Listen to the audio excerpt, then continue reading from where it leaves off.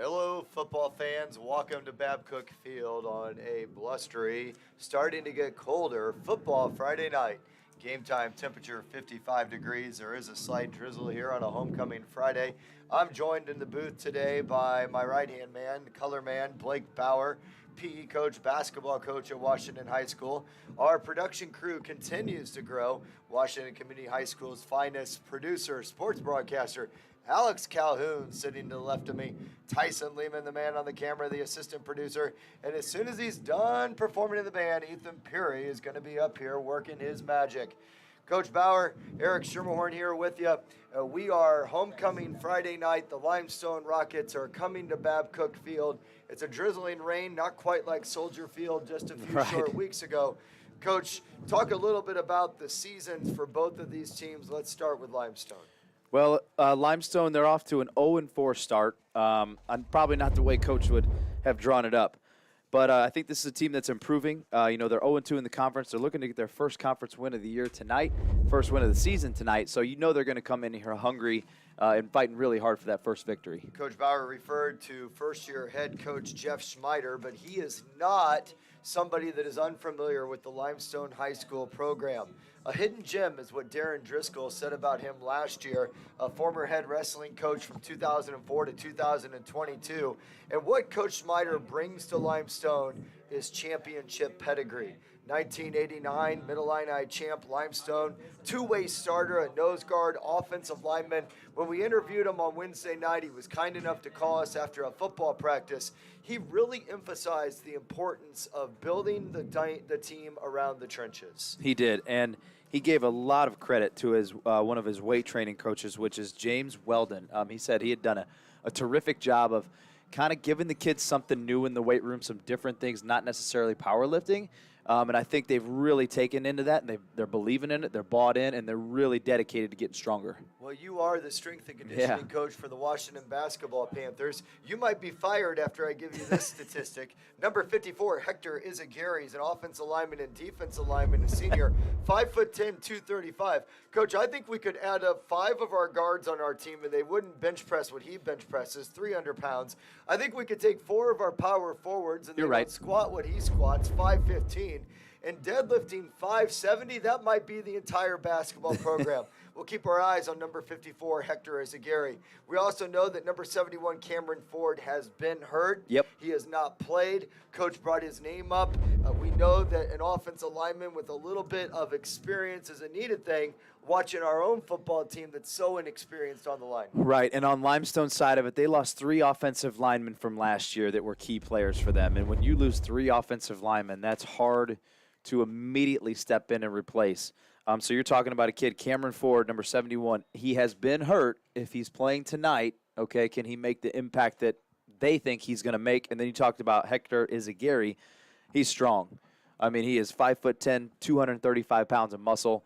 So he's going to be doing his job of making the holes. But that's hard to replace 3 offensive linemen. Let's see how much they improve tonight. So the Rockets did lose Ty Fate, Aiden Trueblood, and Isaac Anderson. But perhaps the biggest loss that the Rockets lost was old number 88.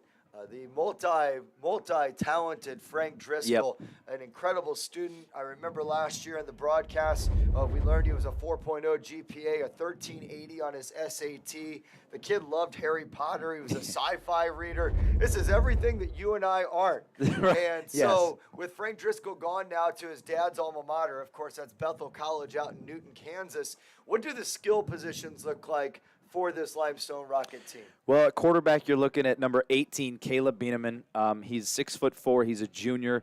Last week against East Peoria, he threw 2 touchdown passes, and he ran for 1. He's been under a lot of pressure. So let's see again if that offensive line tonight can give him some time to throw. If they can, he has proven that he can throw the ball. So let's see if they can do that. Last year, Bieneman embedded himself with seniors. There are not very many seniors on this Rockets team. There are 5. 4 of them do play and contribute a lot.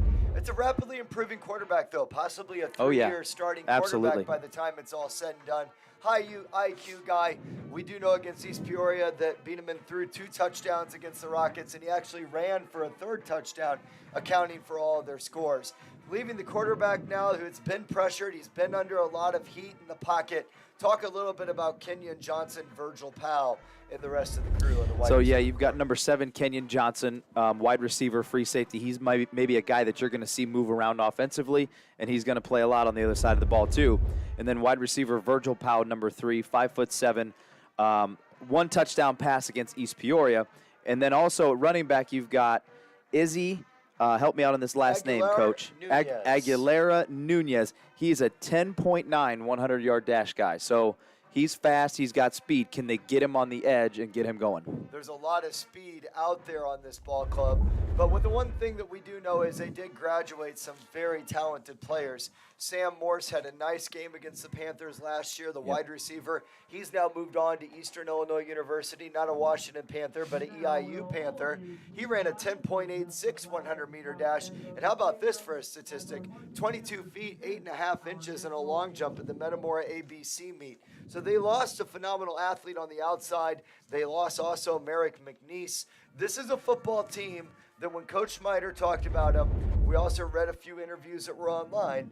This is a football team that is inexperienced, young, and the comment that he made, not the comment that is coming from this booth, is that many of his guys should be playing on Monday nights and not Friday nights, indicating that he's got some sophomores out there. He does, and that's a hard spot sometimes for them to be in. However, this is going to pay dividends for their future. Identity of this football team, that's kind of a thing that they're trying to figure out still. We know Coach Schmider wants it to be run the ball and physical. They're trying to figure that out. They're trying to find ways to make that their identity.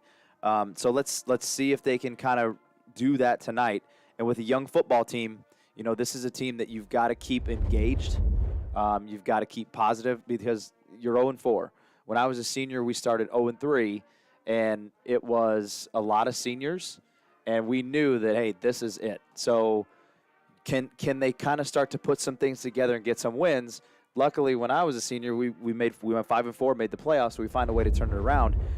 Can these young guys stick with it? Can they keep that positive attitude? Because you never know what can happen. Coach Schmider talked about his offense, former offensive line coach for this team prior to be promoted to a head coaching job.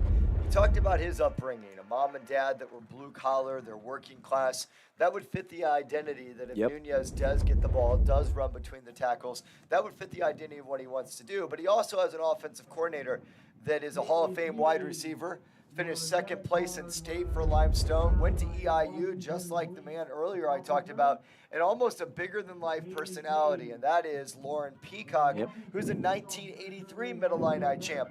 The pedigree is there. They don't want to just play football. Limestone wants to become a top 3, top 4 Absolutely, they do. They've been there before. This program has been at the top before, and these guys that are leading them right now, they know what it takes to get there. They've been there. Now they're just trying to instill it in these kids because they know, and these kids want to be at the top too. They want to win. They want to be winners. They're trying to find the best ways to do that. And I think you're going to see a team that's competitive tonight. I think you're going to see a team that's really going to come in here and get after it. But defensively for the Rockets, what do we look for alignment-wise? Who's a player that might stand out for this Limestone defense? Well, offensive line and defensive line, a guy, Ethan Dixon, and then also you're looking at Connor Pilgrim. He is a basketball player. He's a class officer. This kid flies around. He gets after it. We were talking about his highlight tape, and all he does is just blow guys up. So that's a guy you're going to be looking at defensively tonight. Coach Schmider, we did not see him over the phone, but I could tell he was smiling when he talked about Connor Pilgrim. His eyes must have lit up. Yeah. He really liked the way he played. He said he's just an old-school football player and a great kid. We'll be looking forward to calling the game and watching number 34 fly around. So Limestone enters tonight's game. Coach Bauer is exactly right, 0-4. A loss to Mount Zion in week 1, 48-7. A loss at Woodstock, 31-13. At East Peoria, a 33-20 loss. And then last week at Dunlap, a 41-0 loss. The Rockets come in with an enrollment, according to the IHSA, almost comical, 930.5. Don't quite understand the 0.5. Maybe I'll call Mr. Craig Anderson and ask him exactly how that happens. There'll be more about Limestone, the history of them. Let's now shift to the home team, the homecoming football team, a team that enters this game 1-3 under the direction of 18th-year man and Washington legend Darryl Crouch. Let's start, Coach, with the first 4 weeks of this season. And a summary, a synopsis, if you will. What have you seen so far out of this Panther team? Well, you started the season losing to Highland. They came in here and beat you pretty good. And then you go to Kankakee and you lose the 42-7. 42-0. Sorry, they didn't even score. And then you get a great win in week 3 against Metamora, 44-22. In a game that was highlighted with blocked punts. You saw a lot of energy on the sidelines. You saw a lot of energy with the team. And then you go to Pekin, and you lose again 49-28. You score points, but you give up a lot of points. So it seems like, the first 2 games were a struggle. We took a big step forward in week 3, and then we kind of took a step back in week 4. How do we rebound tonight? And rebound is exactly what the Panthers are hoping to do. An interview with Coach Stevens in the beginning of this week, he illustrated, talked about, and discussed with us the defensive plan of the Washington Panthers. Yeah. If you were to dissect right now the weaknesses of the Panther football team defensively, what are they hoping to improve on right now? Defensive line play. Defensive line play, they've got to start making contact instead of just firing through a gap blindly. So they've got to see the play. You got to know what's coming. You can't think. You got to be able to play, but you've also got to wait and kind of say, hey, let's make contact, let's see the play, then we attack. And you do that by being in position, because if you overrun it, you're not getting back to it. Coach, last week, number 88 for Pekin wide receiver Benassi had himself a day. He did. A lot of the actions that he was running was a scissors action. Yep. What needs to improve now in the secondary for the Panthers? Communication between the safeties and the corners. So in cover 3, the safety would jump that short route, leaving our corners kind of on an island, okay, with Benassi going. So they had no help over the top. Communication's got to be better. Because that's a tough ask sometimes for a cornerback to be left on an island, especially with a wide receiver like Benassi. 2 football players that our Washington fans can watch tonight. Who are the 2 guys that you're going to have your eyes on, and who are 2 guys that they can have their eyes on? Defensively, you're looking at 2 linebackers. Jace Harlan, number 44, he leads the team with 20 tackles. And then you're looking at Eli Bear, number 5. He has really improved since week 1. He started due to the absence of a couple of our guys, Jace Harlan being one of them. He's got 12 tackles. He's assisted with 8 tackles. He's a guy that's really improved, so I think you're going to see some big things out of him. This Panther football team in 2021 was a turnover-creating machine. They turned the ball over. They were able to pit interceptions. They were able to get forced fumbles. Yep. Have you seen that this year out of the Panthers? No, and that's the other thing is they've got to start finding a way to create turnovers. They've got 0 forced fumbles. They've got 2 interceptions. It'd be nice to see him get going tonight and start creating some turnovers and creating some chaos for Limestone. Offensively for the Washington Panthers, a team that is starting to put points up on the board. I'll give you some statistics, Coach, and then you give us the analysis. Jake Stewart came into his senior year with only 2 attempted passes his entire career. He's 15 for 26, 227 yards, 4 touchdowns, and a long of 37. We've seen a lot of activity out of a dueling backfield of quarterbacks. And the other man, of course, is Preston Nelson. Yep. Nelson currently on the season is 11 for 26, 50 total yards, 0 touchdowns, and 3 interceptions. What do you expect to see right now out of this Washington football team in the quarterback position? Well, you're going to see, I think, a heavy dose of Jake Stewart sprinkled in with some Preston Nelson. They've both thrown 26 passes this year. Jake's completed 57%, Preston's completed 42%. So I think you're going to see Jake Stewart heavy dose, Preston Nelson sprinkled in here and there. Listen, Jake Stewart, if he can get out of the pocket, okay, make his reads, he's shown the ability to throw the ball. We know Preston Nelson can throw the ball, and we know Preston Nelson can run. But can we get Jake out of the pocket, get him rolling, and give him that option of run or pass? Statistically, Jake Stewart also has ran 19 times for 118 yards and 2 touchdowns. He is the second leading rusher on this football team. Cannon McQuarrie is the man, though. 36 attempts, 248 yards. That roughly comes out to almost 7 yards per carry. Are we going to see some power read tonight? You are going to see some power reads. I think that is one of the things that they want to do is their identity needs to be run the ball, and that's what they want it to be. So I think you're going to see a heavy dose of some power tonight from Coach Crouch. We are almost ready for football here at Babcock Field. Thank you for joining us, Limestone fans. This is Eric Schermerhorn, head basketball coach of Washington Panthers, joined by varsity assistant, my right-hand man, the guy of the hour. This is Blake Bauer. We've got one heck of a high school production crew. We definitely hope you're going to enjoy this live stream and broadcast. We are ourselves ready to go. This is 1-3 Washington versus 0-4 Limestone.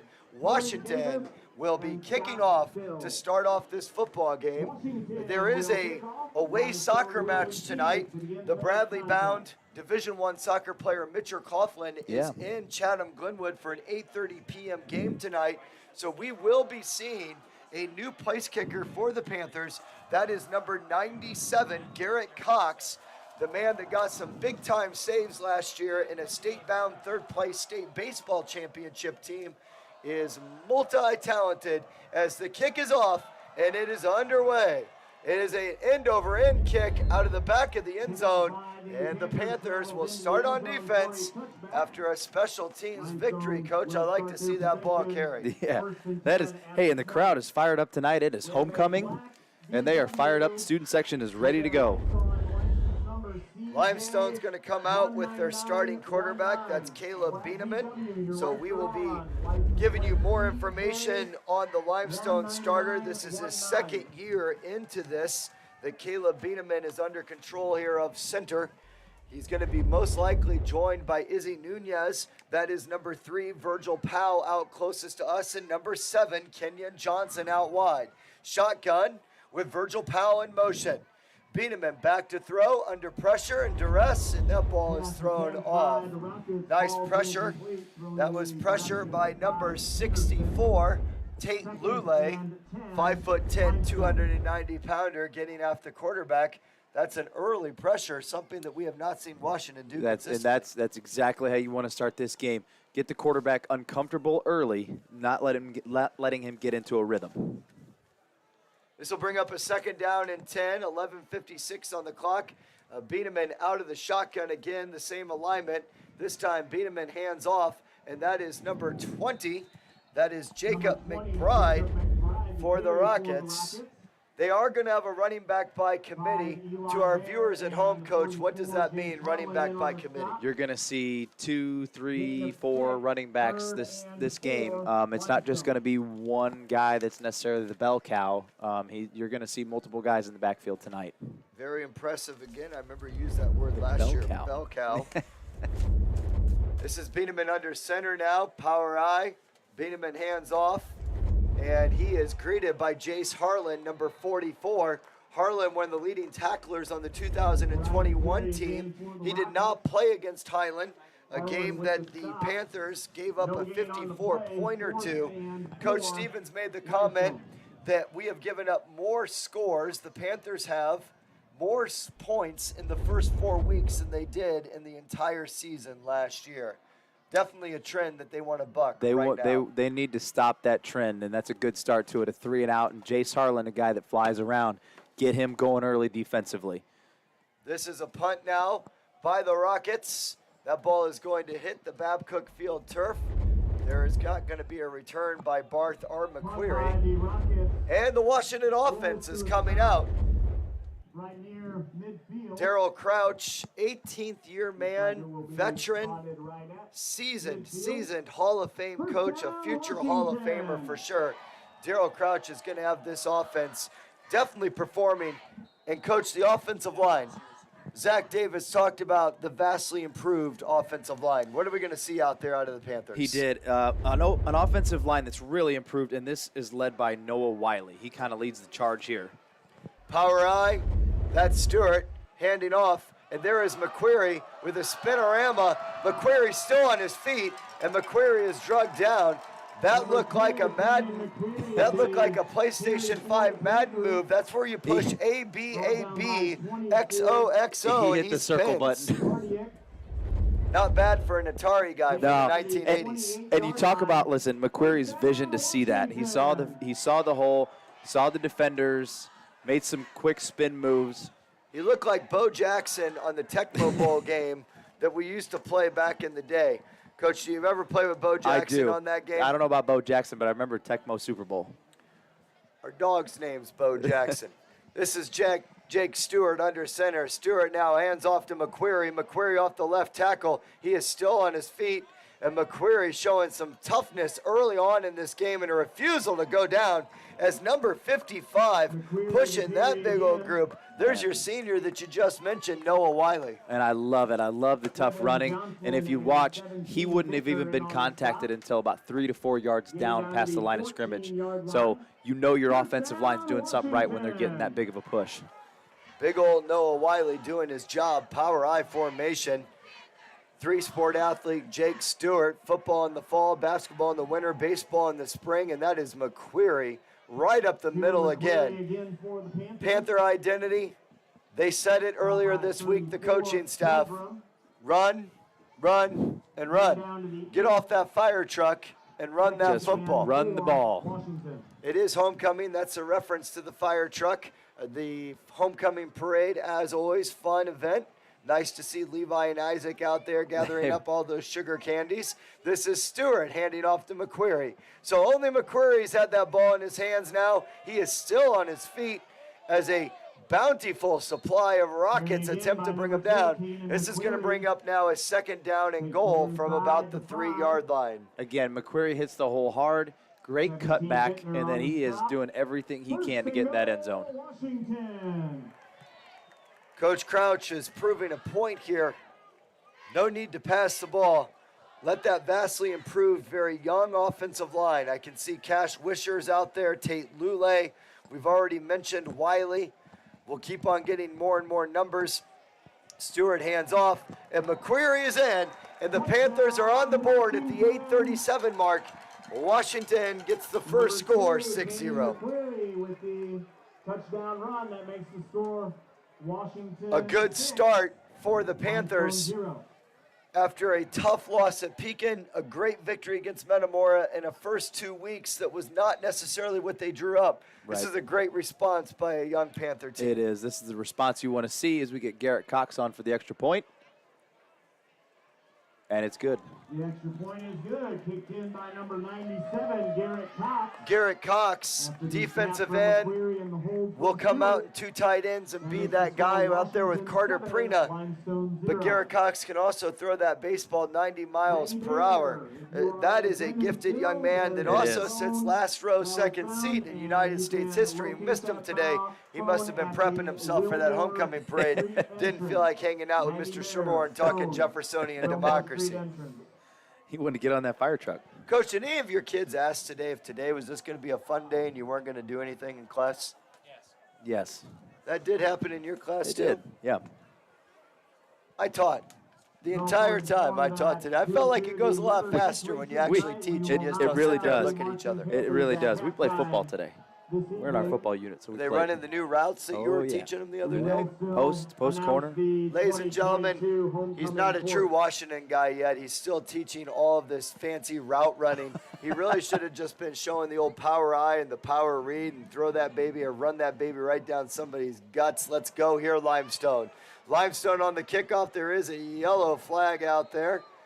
We're going to find out exactly what the penalty is on the kickoff as the Panthers come back on. So, Coach, it was a 3-and-out to start the football game. Did you see the D-line do anything that impressed you? I think they got a good push. Yeah, I think they definitely were making contact. They were getting it with their hands, and then with their eyes they were making that play afterwards. So yes, we saw improvements. We saw really good linebacker play. We saw Jace Harlan getting in there, making some hits. So we're looking to see the same thing on this drive. I love watching the coaching staff work together.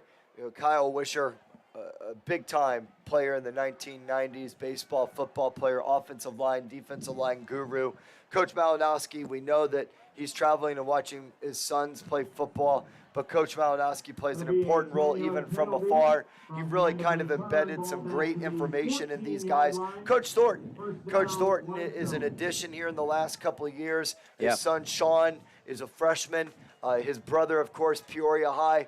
Our offensive line just makes improvement after improvement after improvement. A lot of that technology-based, as we'll get into.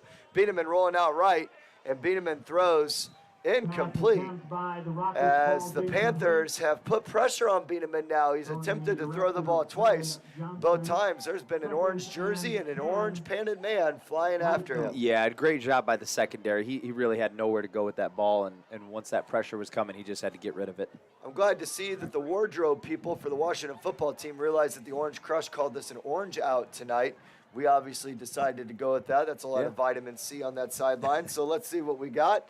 It is 2nd down and 10 for the Panthers. Biederman out of the shotgun. It's trips nearest us. That ball's out, and that ball was almost intercepted by Barth. A nice play by Brayson Barth, son of head football coach, Coach Barth at Eureka College. Barth, only a sophomore. I learned earlier in the week, Coach, and did not share this with you, that Brayson had never played defense before. So this is a first-time endeavor for 34 out there. What kind of adjustment is that playing on Friday Night Lights? He's doing a heck of a job. He is really doing a good job. And back to the last play, he had Jace Harper open. He just overthrew him. That might be something they come back to here in the future. We have now out here in coverage is Barth, Elijah Pappas out in coverage, McQuarrie, the safety over the top. This ball, the ball carrier is brought down as that was number 20, Jacob McBride, who had a nice run on the first series. That time, though, the Panther defense making some early contact here with the offensive line. Coach Stevens, in the interview, was adamant that this defense was going to improve. He is a very, very intense, competitive person. You could just feel it and sense it in the interview that he was going to change the culture of this year's defense. And right now, we're in 2 series in, and it is 3 and out. This punt is under pressure, just like the Metamora game. Can they wrap up the punter? And indeed they do. And this is going to be the Panther football. Coach, that's a turnover on downs. Not necessarily an interception, a forced fumble, but a moment like this can be a game-changing. It's a huge play. Now you get the ball at their 15-yard line. This is a great time to strike. Let's see if we can put it in the end zone here. I say the strike will be number 2, Cannon McQuarrie, right up the middle and teeth of this defense. Coach Crouch appears to be in no mood right now for fancy-dancy. This is come out, get the job done, run in between the tackles and see what happens. Every team that we interview, you know there's a common theme. When they talk about a Coach Crouch offense, they talk about the toughness. There it is out of the shotgun. There is McQuarrie running around that left tackle, and he is in the end zone for a Panther score. And the Panthers have jumped out in front. 15-yard touchdown run. That makes the score Washington 13. So 7:28. Our scoreboard is having issues. I noticed earlier it said 10-0. Was trying to really calculate exactly how that happened, and then it says 16. But it is 13-0 as Garrett Cox is on for the extra point. That kick is good. That is a backup place kicker that looks very solid on kickoff and looks very good in the extra point dimension. Depth wins games. 14, Limestone 0. We see on the sideline, just recognized Jim Matson from WEEK walking down on the sidelines now. I noticed he was recognized as an IHSAer. Going to be entered and honored for all of his hard work with high school sports. Congratulations to Mr. Matson. And if you're the Washington Panthers, I don't think you could have asked for a better start. I mean, 2 possessions. You run the ball. You run it right up the middle. You score on the first play of the second drive. You couldn't ask for anything better. It's a great start for the Panthers. Coach Limestone's had 2 possessions, 3 and out both possessions. A snap that was under intense pressure on special teams play. We forced him out of bounds. Just remember the amount of points that we've given up. 54, 42, 44, and 49. Build some confidence. Come out here right now and continue to get stop after stop and start building momentum as you go through your season. This Limestone game is a far, far cry from being over, but you definitely want to continue to build some of these inexperienced players. There is a Limestone Rocket player now brought down. That was number 8 for the Rockets, Jace Harper, wide receiver, DB, and kick returner for Limestone. And the Limestone offense comes back out. So Washington has provided some pressure on the quarterback. They did have a nice run earlier out of McBride. Do you see run here a few times, or do you see Limestone try to air the ball out? You might see a run to get your quarterback into a second manageable situation and not a second and long, to give him an opportunity to get some comfort, maybe a short throw to get him some rhythm. Beaneman out of the shotgun, hands that ball off, and there is a push by the offensive line for maybe about 2, possibly 3 yards on the play, as that is McBride, Jacob McBride with the carry. It is 14-0. There's 7 minutes on the clock. There is a Panther that is limping off the field. That is number 30, Elijah Pappas, 5'10", 160-pound junior, is on the sideline being attended to right now by actually head coach Daryl Crouch. It's impressive. So now a second run, McBride. McBride carries again. This will bring up a 3rd down and about 7 for Limestone. They are 0 for 2 on 3rd down conversions. No gain on the play, 3rd and 7. This is interesting, Coach. There's a lot going on during a football game. I've been watching Coach Crouch right now on the sidelines. He's just walked with Jake Stewart behind the entire sideline. He's now approaching. He's talking to number 53 on the sidelines. So he's talking to Aiden O'Brien, who's the center.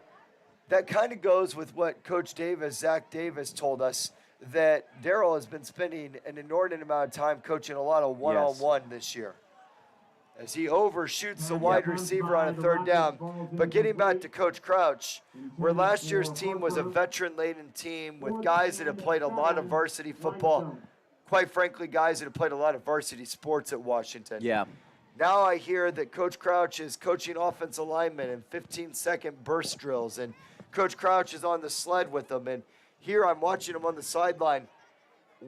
That's awesome that a coach can adapt team to team, but that's what high school sports is about. You don't recruit your teams, you have to adapt. Absolutely you do.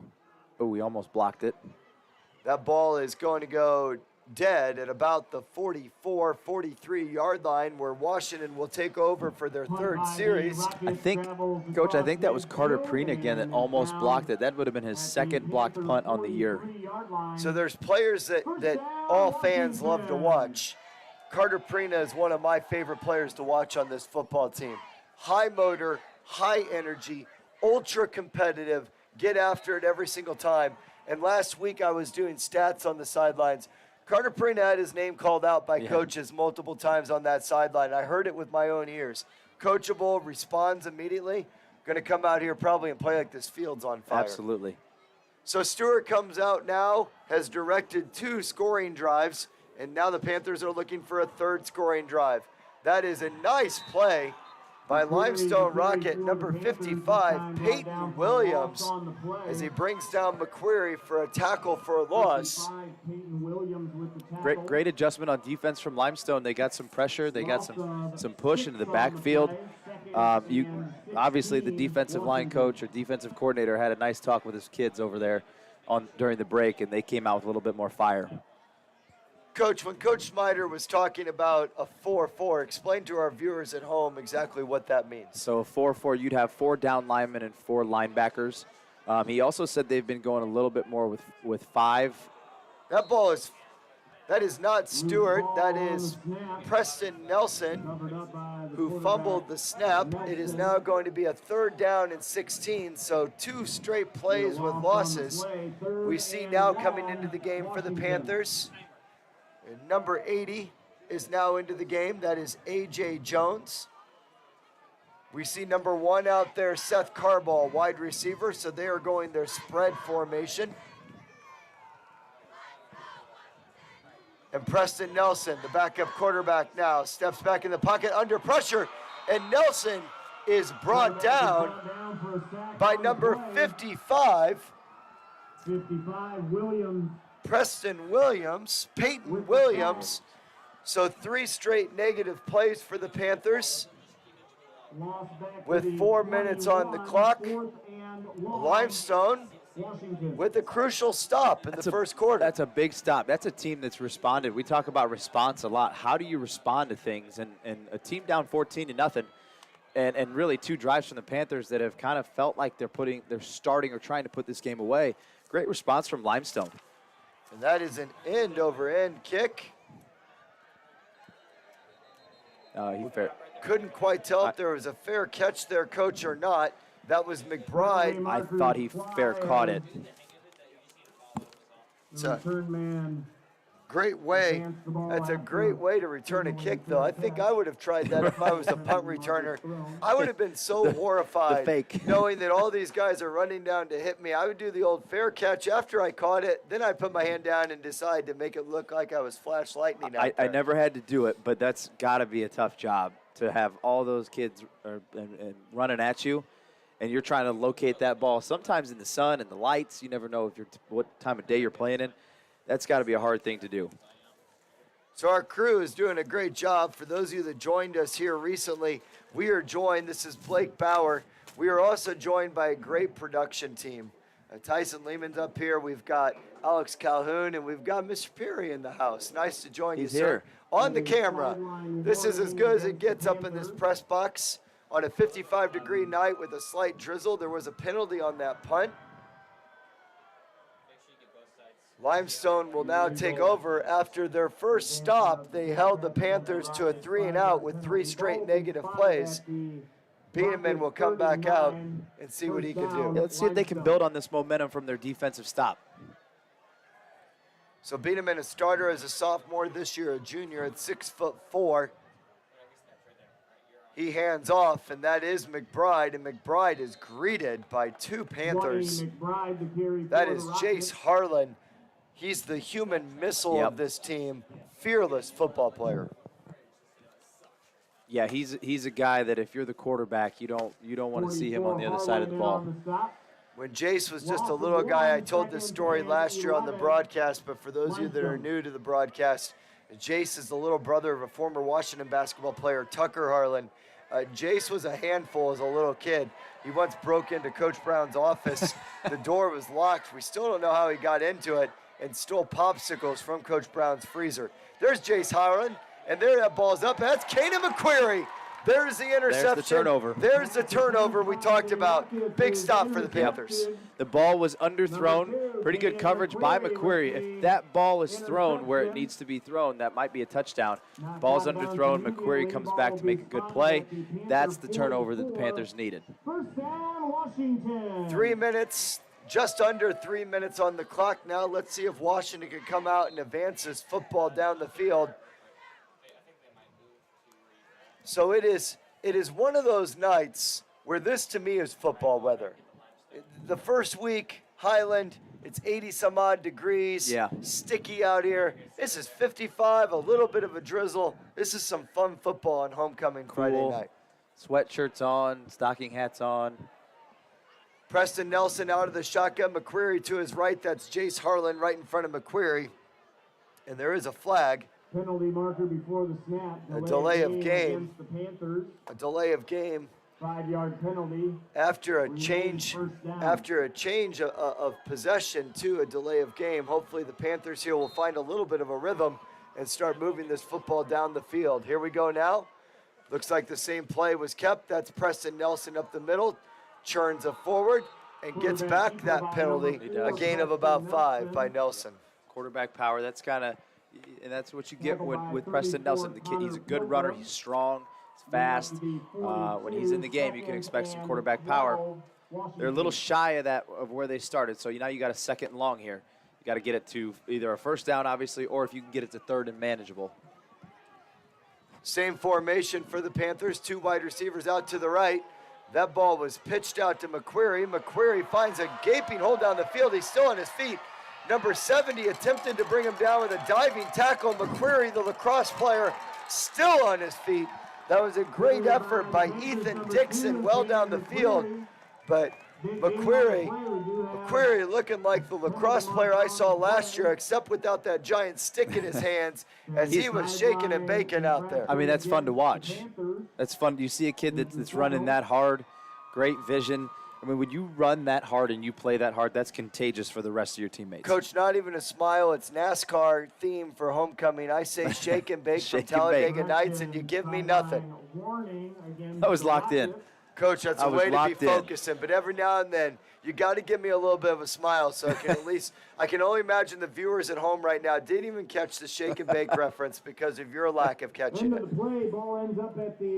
You do know Ricky Bobby's got 2 first names. I do know that. Can you name my 2 quarterbacks on my fantasy football team that have 2 first names? No, it's your team. I don't Trevor know. Lawrence, coach, and Matt Ryan. You never trust a guy with 2 first names. Here we go. Preston Nelson under center, power I. 2 wide receivers out to the right. There's a toss, and that is around the bend. That is number 25, Jacob Walker. Yep. Jacob Walker last week against Pekin went viral. He went viral, of course, when the Pekin place kicker, Hansen, brought him down, of course, and that was a female that brought him down on the field. That went viral everywhere. It did. That was a pretty cool moment. That stadium last week erupted when she brought him down to the ground. Great kid, too, Coach. I heard some really cool stuff. I think she was quoted as saying that he patted her on the back after the game and said, good job. That's high school sports right there. That's good sportsmanship. Jace Harlan now lined up with Walker behind Preston Nelson. The Panthers have an opportunity to go up 20-0 here if they can punch it in with 1:36 left. That is a pitch. That is Walker, and he is in the end zone. Panther running backs are doing a great job of after contact, picking up even more yards after contact. They are. Yep, they're keeping those legs and feet moving. And on that last, on not the touchdown run, but the one before, if you notice, Garrett Cox and Jace Harlan, how they got out as fast as they could to lead those blockers. They were the lead blockers down the field. That's what got Walker close to the end zone. That's the effort. That's the contagious effort of Kane and McQuarrie rubbing off on those guys. They feel that. They block even harder, and his effort really just goes a long way. Well, McQuarrie's runs earlier, from my amateur view, was McQuarrie. Yes. But I also see wide receivers. Yeah. Wide receivers are locked in with DBs. I saw offensive linemen 20, 30 yards down the line on that long run. So that would tell me that that's motors, that's feet, that's energy. Yeah. Those are guys trying to go above and beyond and not just do what they're told. They're doing beyond expectations. Those are kids that are all about the team, right? Do your job. Do your job. Do what you're supposed to do, and they believe in that. They believe in, hey, I'm doing my job. I'm blocking to get this guy in the end zone. 21-0, homecoming Friday night. The theme this week was NASCAR week. Did you dress up for any of the themes throughout the week? I think I did for whatever day the teachers wore their colored T-shirt. I don't know. The seniors wore a T-shirt, the juniors and the staff had a T-shirt. So I wore. Did you wear orange today? I did. So there you go. You did 2 days. Did you wear pajamas on Tuesday? I did not. Missed that one. Yeah. What about Adam Sandler Day? Nah, I didn't do that one either. I didn't quite understand the Adam Sandler theme, but they suggested that it was more baggy clothes. Like baggy shorts and yeah. There is a return now by the Rockets, down by 3 touchdowns. That ball's out about the 25-yard line, as that was number 8, Chase Harper, doing his job. And Coach Smider's team comes right back out again. And this is Lauren Peacock's offensive squad that's coming out. Second place in state, Lauren Peacock, an all-state wide receiver, an Eastern Illinois guy. Coach Smider said that he likes to pass the ball. Coach Smider said he likes to run the ball. And he said every now and then, I think there might have been some sparring going on behind the scenes as they watch film, trying to figure out if they're going to be a run team or a pass team. But nonetheless here, a team that's learning on the fly, as they are a very young Limestone Rocket squad. And he is brought down by Garrett Cox, number 97. I think Eli Bear made the initial hit. I saw him fly in from that linebacker position, then Cox, Garrett finished off the tackle. So that's where we talk about Eli Bear now. He's probably seeing the game better than he was in week 1, which is allowing him to fly around and make plays. I bet there's a lot of Panther fans sitting here in Babcock Field bleachers, and I know that there's some Panther fans at home watching that love watching number 5 play. He's that guy. He is just he's a tough kid. He's a great kid, and it's fun to watch a kid improve. Oh my goodness! Oh my gosh! You can't write that up very. Oh my goodness, Coach Bauer! I don't even know how to describe what we just saw, but I'm going to do my best. Beaneman out to the left. Ball was deflected. Ball came back to Beaneman. Beaneman passed it. Are you allowed to pass the ball forward after you pass the ball forward once? It's deflected, so I think you. I don't think you can pass that again, Coach. Nobody's arguing. Maybe I'm just a foolish basketball coach, but once you're only allowed one forward pass. So the way I would see that as if that's a forward pass, and then you caught it, so you'd almost have to run it again. You can't pass that ball forward again. Maybe I don't know the rules of football. Maybe I only know how to do Adam Sandler foosball from Waterboy. That foosball. Now there is a courtesy chuckle out of my right-hand man next to me. Well, they probably laugh too, because that if you're in my PE classes, I call it foosball. And they look at me like, what? Coach, maybe this plays under review in the booth. Yeah. If you happen to know the answer to that, please feel free to jump in on the comments section. Our right-hand man, the production crew, he'll let us know. But I'm pretty sure, Coach, you can only have one forward pass. That was a forward pass. It just so happened it got deflected, came right back in his lap, and he threw it down the field. As far as I know, you can only have one forward pass. I mean, as far as I know. Think about if you had. However, apparently tonight you can have two. It's a good point. But hey, credit Limestone for sticking with it. I mean, they didn't stop. Great throw, great catch. And the Rockets are back out on the field. Coach, I didn't even say anything funny there. You just like the fact that I'm trying to remember what we saw. I'm trying to think about what we really saw. Must have been going on a hard count there, as that was a Washington Panther that jumped off sides. That was number 75, big old E out there, Eric Daugherty. Panthers. And Limestone is going to be looking at a first down and 5. With about 12.2 seconds left in the first quarter, those of you that are just joining us, it is 21-0 in this Middle-Illini battle, week number 5. Rocket quarterback Beaneman dishes off to McBride. McBride around the right side and found a way to pick up about 2, maybe 3 yards. Seen a lot of Jace Harlan tonight. Seen a lot of Eli Bear. And we're starting to see a little bit more and more right now of Noah Lorenzen out there on that field. That's going to be a first down for the Rockets. So Limestone moves the ball. That's their first down of the football game. That is, the first quarter is concluded. So, Coach, a quick summary of the first quarter. What'd you see? Well, Washington ran the ball a lot. Obviously, their plan is to run the ball, power. I thought you saw great pressure from the defensive line. You made the quarterback Beaneman uncomfortable. I like this number 20 from Limestone. I think he runs hard. They've really been feeding him the ball. Jacob McBride.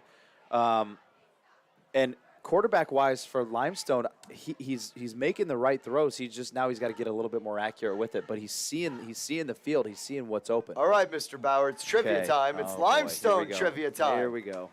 1982. What conference was created, Coach, in 1982? I'm going to guess the Middle-Illini. Coach Bauer's 1 for 1 for the viewers at home. He's on fire. I was born in 86, so it's unfortunate that you're so young. All right, Coach.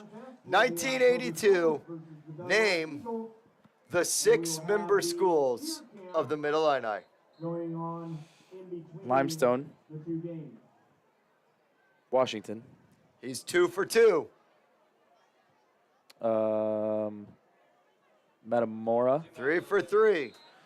1st and 10, Limestone to begin the second quarter.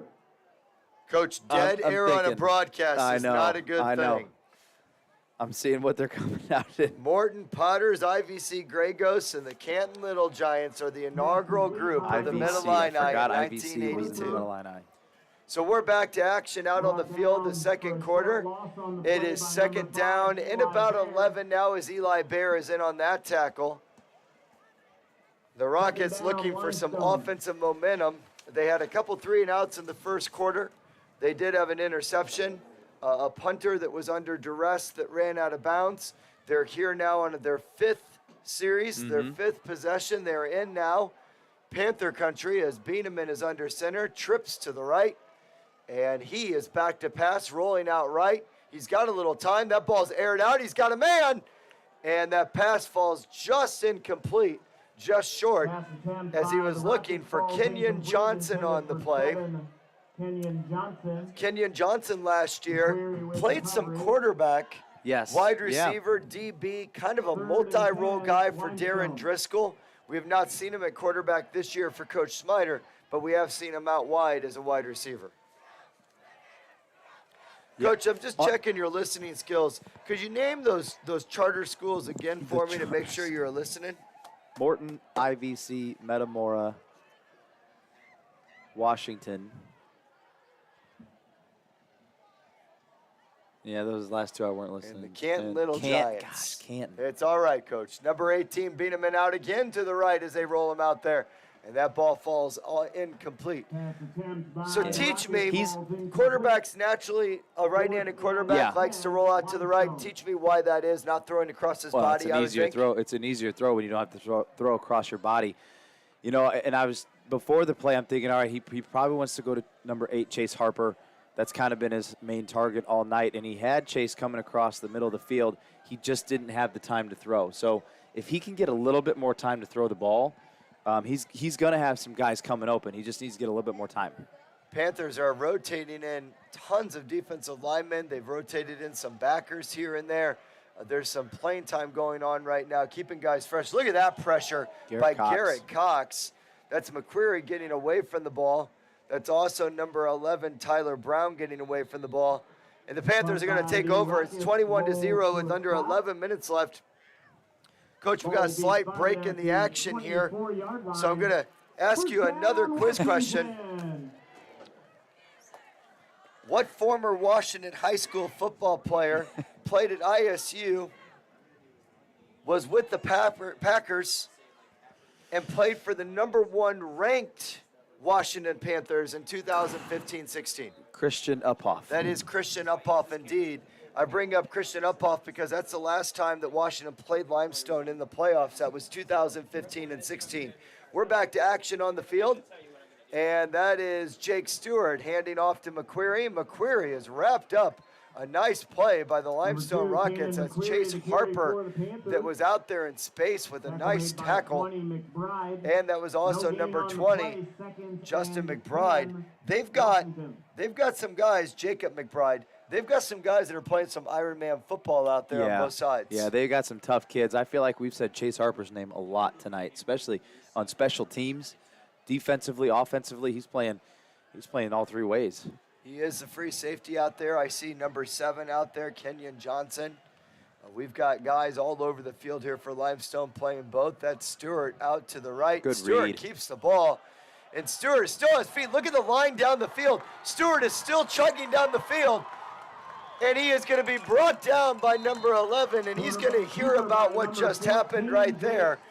I saw Jake hesitate a little bit, Coach. It looked like he was pacing himself like a ball handler in the open court. I'm going to tell Jake, you just run guys over. Hey, good pace, good levels. Good read there by Stewart. His job there is to read that defensive end. He made the right read on that and not to pitch it, and great gain. So does that mean the defensive end went with the running back? He went with the running back, yep. So number 11, Kamar Sanders was the one that got Jake Stewart out of bounds after that long run, and this is back to McQuarrie, and McQuarrie is just doing the job with a sustained offensive line that is not doing work in the trenches. They're out in no man's land. If this is World War I, they're in the middle of the battlefield still engaging in blocks. And you see the patience from McQuarrie, right? He was going one way, he was feeling it out, and then he cut back the other way. He's waiting for that offensive lineman to block. Unfazed by trenches to no man's land. It's like it didn't even happen. What war was that, Coach? Trench warfare, 1914. World War I. World War I. Just making sure you're listening again, Mr. Bauer. Always teaching history up here in the press box. That's a run up the middle. And he's brought down at about Harlan. maybe the 1. That is Jace Harlan. He's looking to break into Coach Brown's office. This time it's the end zone to get himself a popsicle and a touchdown. Second and goal, quick pace here. Definitely a power lineup out there as Harlan is the fullback. Stewart's going to hand off to Harlan. Stewart keeps the ball. That's a touchdown. Jake Stewart's on my fantasy football team. I dropped Matt Ryan and Trevor Lawrence, and I picked up Jake Stewart, another young man that's got 2 first names. Stewart, you can be a Stewart first name. Stuart Smalley. I don't know about Saturday that. Night Live. Ever seen Stuart Smalley on Saturday Night Live? Matt Ryan, yeah. Trevor Lawrence, You need to Google Stuart Smalley Well, on Saturday Night Live. I think you'd find it funny. Talladega Nights funny, like Billy Madison funny kind of stuff going on. the extra point is missed. So 27-0 now, Panthers. Under 9 minutes on the clock. What was that? Stewart Smalley. Smalley. Stuart Smalley. I'm good enough. He looks in it. You've seen it before. There you go. And is that the gosh darn it? People like me. Yes, that's it. That's it. Every now and then, after a tough loss, I sometimes put Stuart Smalley on, and I just sit there and really just reflect about what happened, and makes me feel better. And gosh darn it, people just like me. That's why he's the best color man in Central Illinois, the 309. Yeah. If only we had Dr. Kyle Freeman up here. There's people that have talent, and then there's people that are just incredibly talented. Dr. Freeman can quote virtually any movie that you mention to him. That is an incredible talent. And his son has either learned it or inherited it, or maybe a little bit of a combination of both. But Will can flat out repeat movie lines as well. Do you have that talent, Coach? I don't have that talent. I just memorize history that nobody wants to hear. Sometimes I have movie lines, unless it's during a football game and I don't even hear what you're saying sometimes. Yeah, I sit next to you during a football game. This is number 97, Garrett Cox, and the kick is a swift kick. This is going to be taken by number 22. That's Henry Pardiak. Hey. He gets up across the 50 midfield to about the 44. That was a hard runner. It was. Good field position for the Rockets. I've been informed from a loyal viewer at home that this young man's father's name, this young man, his girlfriend's dad name is Stewart, so we do know that Stewart can be a first name. All right. Stuart Smalley proved the point, but it's nice to know that I'm being backed up now by our great viewers at home. So thank you, viewers at home. We continue watching here as the Panthers, just under 9 minutes up 27-0, and this is Limestone football as number 5, Cameron Peterson, runs it right up into the teeth of the Panthers. Coach, when we're watching the sideline tonight, I've noticed something that I didn't notice last week at Pekin. If it did happen, maybe I was oblivious to it doing stats, but there seems to be a lot of interchanging going on the defensive line. Strategy change, keep these guys fresh. Keeping them fresh, absolutely. I know that Coach Snyder talked a lot about keeping the D-line's job was to keep guys off the linebackers. I would imagine Washington, Coach Stevens, when he was talking about that early contact and making sure, is that to make sure that Jace Harlan and Pappas and Eli Bear are free to do what they need to go do? Yes, absolutely it is.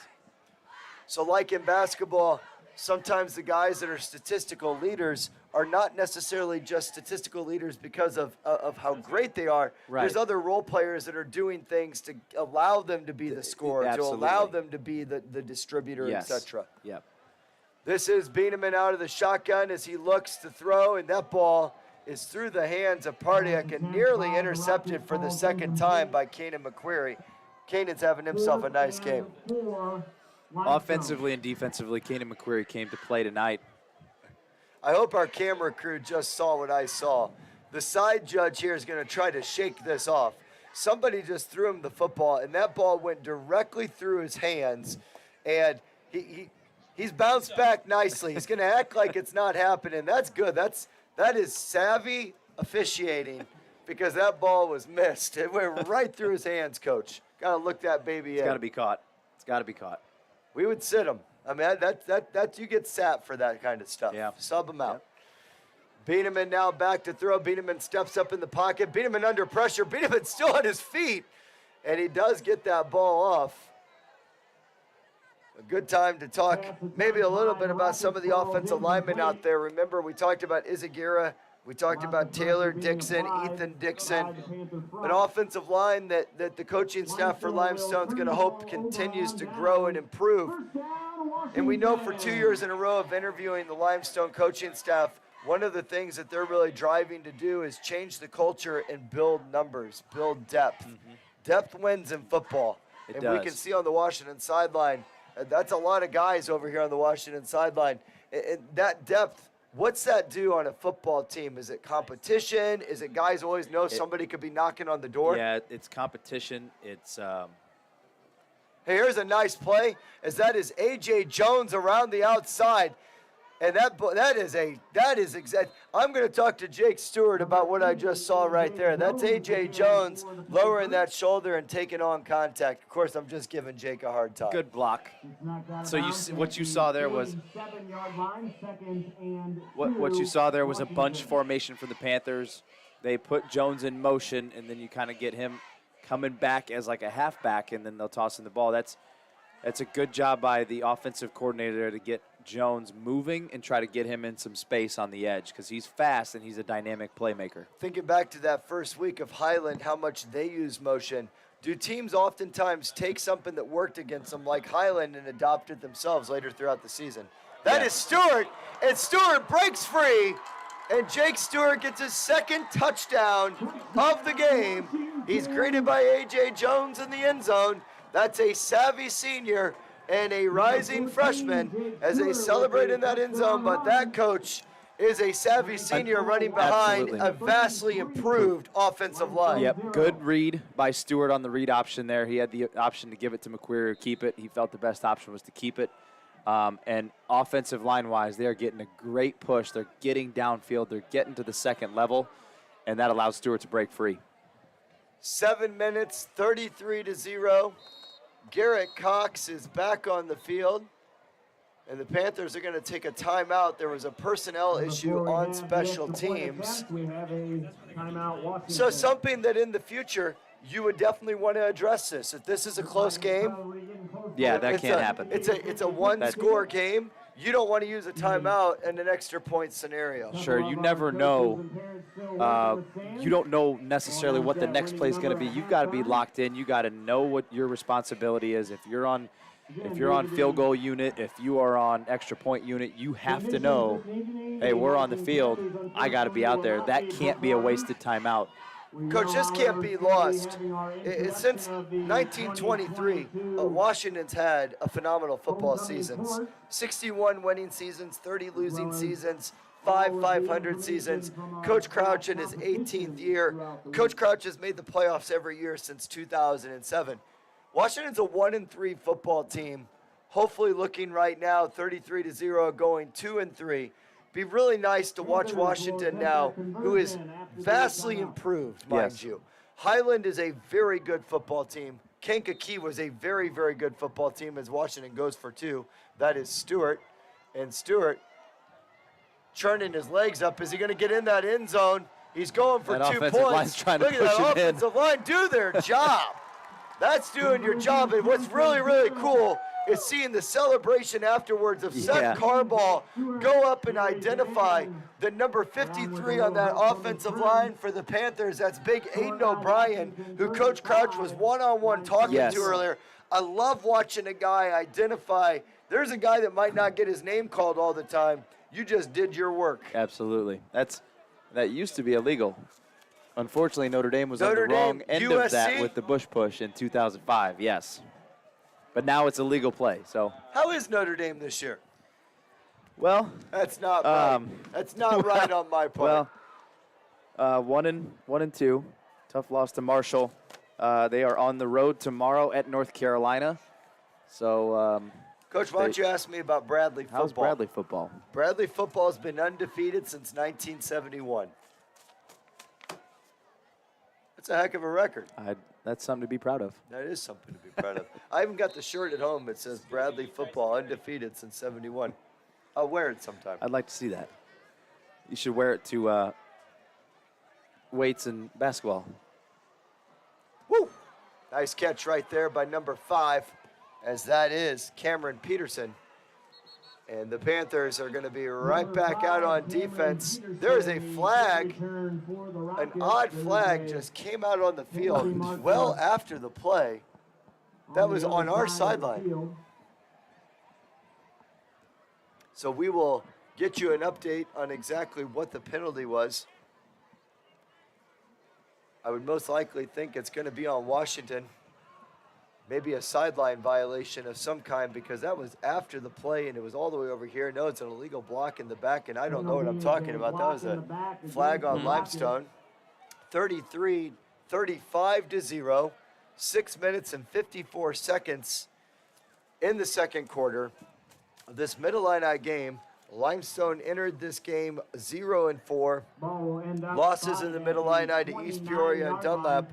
Washington comes in 1-3 with a victory over Metamora, where they doubled them up 44-22. And then, Coach, I was at the Pekin game. I know you watched it on Clutch Sports Media. Larry and John Camosa, they did a great job. That is a very talented Pekin football team that we watched last week. Number 5 now in 7A, by the way. What Pekin has on that football team is experience. They have depth. They have wide receiver on the outside that runs incredible routes. They have Sprecher that can run it smack dab up the middle. They have Tyler that can run it around the edge. And they've got physicality on offense and defense. Coach Nutter and offensive coordinator Zach Williams have themselves a nice squad. That is a team. They've got all the pieces. They can run it, like you said. They can throw it over the top. They're explosive. So that's a team to watch throughout the rest of the season and into the playoffs. Beat him in play action fake. He is under pressure, and that is a nice play by, right now, if there's a player of the game, Keenan McQuarrie, although Jake Stewart has had 2 nice runs. Jake came into the game with 118 total yards as our second rusher. Jake's had himself and broken off probably about 150 yards tonight total. Yes. So this has been a night where Washington is starting to click here, as we see Carter Prina come off the field. We also see E.J. Phillips come off the field. E.J. Phillips was one of the leading tacklers for the Panthers. It'd be really nice to see him start to accelerate and get himself going throughout the season as we enter the second half. There's Jace Harlan, known for being a hard hitter on this team. Good read from Harlan. He knew it was a screen. And again, he's flying around making plays. What's the read on a screen that would have been the indicator that Harlan knew that was a screen? When you see your defensive line kick through the offensive line that easy, and then you see your offensive line get to that next level, that second level, you know it's a screen. A lot of above-the-line behaviors, Coach, going on here. A lot of that above the standard line. Guys giving fives to each other. I see guys right now communicating all over the field. Maybe it's been addressed throughout this week. That's an important component of winning, is making sure that you're identifying when guys are doing detailed things right. And body language, body language is important. I've seen a lot of really good body language here out of Washington. Yeah, you got to reinforce when they do things right, and they've got to be shown how to do the right things. And you're seeing that right now from the Panthers. You're seeing them be good teammates. They're high-fiving each other. They're flying around. They're happy for guys. You know, we saw it when Jake Stewart scored. Who was the first guy down there to give him a high five? A.J. Jones. It's fun to watch. In that scenario, that is a senior that is going to be gone next year. going to be a college athlete at some school. They're going to be so happy with Jake Stewart, a 3-sport athlete, a great student, incredible kid, just a winner across the board, but also teaching a young guy like A.J. Jones. This is how we do it here. Yep. McQuarrie to carry for the So Panthers. McQuarrie is right back to work now. That is number 4, Preston Nelson, on the field. Stopped by 35-0 Pilgrim. under 5 minutes. It's 2nd down and 10. Ball's on about the 45-yard line, as Limestone is going to attempt to keep the Panthers under 40. Once that second half rolls around, if it is a 40-point game per IHSA rules, that's a running clock in the second half if that were to occur. The Panthers flood this side of the field. That ball is incomplete as the pass was intended for Jones. Barth was running a deeper route, and it's going to be 3rd down and 8. The Panthers have punted one time. They had one series that was 3 negative plays in a row, but other than that, every Washington possession has been very productive. And that's what you want to see. You want to see continued growth offensively. It may not always result in a score, but if you can start putting together first downs, consecutively in a drive. That ball is intercepted by Limestone, as that ball is intercepted by number 24 on the play. There is Izzy Nunez, a junior. We brought him up in the pregame as a potential running back option. Here he's a DB that gets the pick, and that is a turnover for the Panthers, the first turnover of the game for Washington. Yeah, it looked to me like Preston Nelson didn't even see that linebacker sitting there. He thought he had the slant, didn't see the backer, and Nunez was there to make a play. Little pressure now. Limestone's field position has not been bad this game. No. They've started on the other side of the 50 multiple times, and here's yet another time that they're going to start in Panther territory. So the junior quarterback, 6'4", he's a 2-year starter, most likely going to be a 3-year starter, but there is a flag on the play before Caleb Biederman can do his job. Coach, I just got a great look at Izagiri. That's the guy that deadlifts 510 pounds, I believe we saw. We need to get on the horn with the coach that is the strength and conditioning coach of Limestone and figure out how to get some muscles like that out there. Coach, I'm just giving you a hard time. I'm not sure, though, does that translate to basketball? We're going to have to ask the big guy. I don't know. So this is a spot, if you're Limestone, you don't want to be in. You go from 1st and 10. Now you're at 1st and 15. You don't want to put this offense behind the sticks. Washington blitzes right up the middle. That is a screen. That's number 77. Is he an eligible wide receiver? I don't know. So that is number 77, Caleb Allen. I don't think he's eligible. Well, Coach, earlier they threw 2 forward passes, so maybe now it's game on to be able to throw to a right tackle, if you will. I do see the Washington sidelines pretty animated. Very.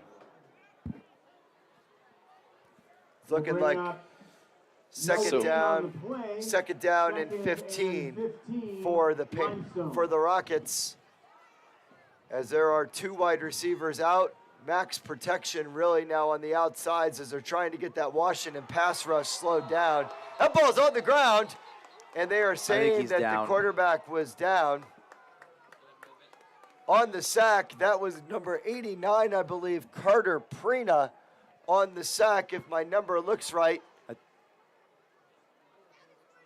Might have been, and I apologize if that was not Carter Prina. That looked like the young man that was getting up off the ground. We'll listen to Mr. Brett Parrott. Robert Martin, 65. Robert, I apologize. We'll give you all the credit right now, as that was your sack.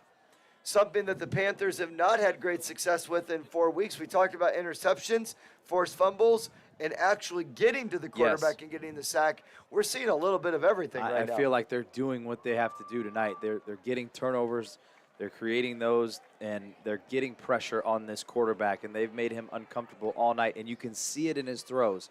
He's high, he's low. That's because of the pressure he's getting from the Washington defense. We hope that Caleb Biederman is all right, as he was just escorted off the field. His helmet was off. If we hear anything or get an update on him, Limestone fans, we will immediately get that to you. We will have now a backup quarterback in. I did mention, Coach, earlier in the broadcast that Kenyon Johnson was a multiple player out there, a guy that can play multiple Yeah. positions, and it does look like Kenyon Johnson is now checking in.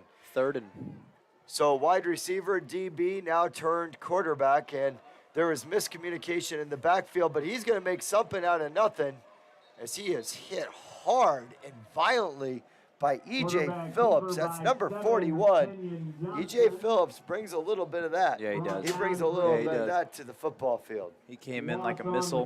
Good hit. That's you don't really have a play in the playbook generally for a 3rd and 26. And with a new quarterback coming in, you could see a little bit of miscommunication there. So we do have a punt return now before us. That's Kanan McQuarrie back. It's typically Jacob Walker next to him. We'll wait to try to get a number on who else is back there with McQuarrie. There's the snap. It's good. There is some pressure, but that kick is high. And that ball went off of Tyler Brown's helmet, and it is covered by the Panthers. Brayson Barth, the right man at the right spot at the right time. That went right off that Panthers noggin. Brayson Barth with a heads-up play. Heads up play, Heads coach. up, That's good literally. stuff. Back to the 20-yard line. Never understood that in a baseball and softball game. When somebody says heads up, the last Right. thing you'd want to do is actually physically look Look up up, in the yeah. air. But go ahead. What were you But going to say? that's the returners there, and I'm sure they were communicating it to kind of get away, because they knew it was a short kick. So that's something that was probably communicated and wasn't heard, or it wasn't communicated and needs to be communicated. Is there a from here on word out. that you yell? Is there something that you would yell, like in basketball, usually- if somebody's being double teamed, Yeah. we yell wolf? Is there something Yeah. they would say? Yeah, when we were in high school, it was Peter. So here comes now the quarterback. That's Preston Nelson out of the shotgun. That ball's over the middle on a Nice seam run. That's throw. Garrett Cox. Garrett Cox representing U.S. history, 7th hour, last row, second seat with a nice catch by old number 97. It's a good throw. Nelson looked comfortable in the pocket. He hit his drop. He stood in there. He found the seam route from Cox. That's Garrett Cox is doing defensively. He's doing it on punt block. He's doing it on offense. He's a guy Tyler that's Brown playing out 3 wide, ways. number 5'9", 150. Number 11's out wide. He's joined by Brayson Barth, and this is Kanan McQuarrie running around. Look at the good blocks by the wide patience. receivers down the field, and that is number 24, bringing him down to the ground. That's Izzy Nunez. That was patience indeed. I heard Patience. you say that word, but I really enjoyed watching Brayson Barth and Yeah. Tyler Brown sustain their blocks 15, 20 yards down the field. Rob Garcia, who plays a big role working with the offense and working with the wide receivers. I've heard him talk about how much it means to a wide receiver to make sure that he does his job. For those of you watching at home, there's a minute 18 left on the clock. It's 35-0, first down and 10 Panthers, as Washington's going to attempt to put this ball in the end zone just prior to halftime. Preston Nelson throws it. That is the same play that was ran Yes, earlier. yeah. The seam route in his hands, out of his hands. That's Garrett Cox. Carter Prina was in the vicinity Was. too. That's a lot of muscle running down the middle third of that football field. That's a tough catch for Garrett Cox, but you know he feels like he should have caught that ball. We hope you stay with us at halftime. We don't have an update from Mr. Tallman and Mrs. Parrott, but hopefully the Panther Marching Band is going to perform. I just got the thumbs down. We've got the best production crew in America. Well, at least we got the best production crew in the 309. Maybe we got the best production crew in 61571 zip code, but I was just told that the marching band will not be performing at halftime. So instead, what we'll be doing is Blake Bauer will be singing to you over Yeah. the halftime mic. Coach, what do you got? What do you got planned? You got some good tunes? I haven't decided yet. I've got about 3 or 4 that I might choose from.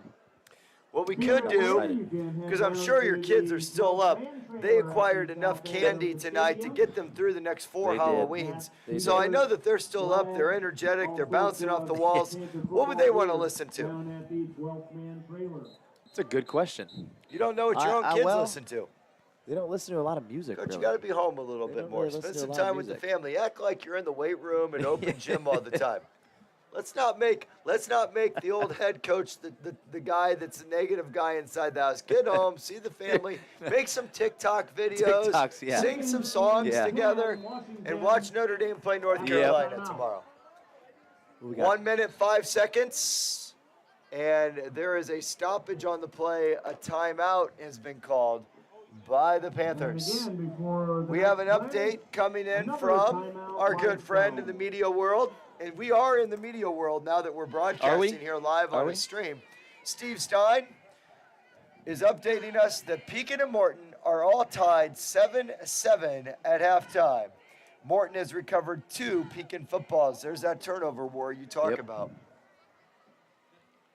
So without the band at halftime, there is a drizzle.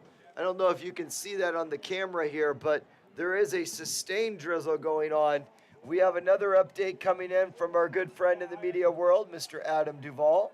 He tells us that Dunlap is winning 42-0 over East Peoria, 48 seconds before halftime. So some Mid-Illini updates.